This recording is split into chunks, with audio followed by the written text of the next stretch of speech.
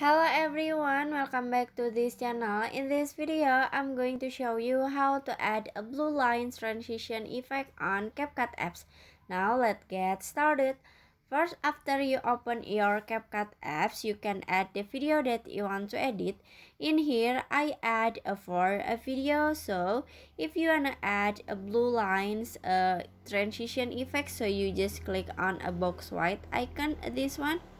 Click on it, and then in here you can click on MG,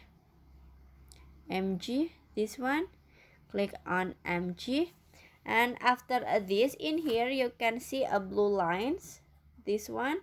If you wanna add a blue lines, you can click on it, and in here you can set the duration for the transition effect. Just swipe left or right like this, and after this you can click check icon. So before you click check icon, if you wanna add a transition effect to all a video, so you just click on apply to all, click on it, and after this you can click check icon and finish. So that's how to add a blue line transition effect on CapCut apps. I hope you found this video to be helpful. If you enjoyed the content, please consider like, comment, and subscribe down below. Bye bye.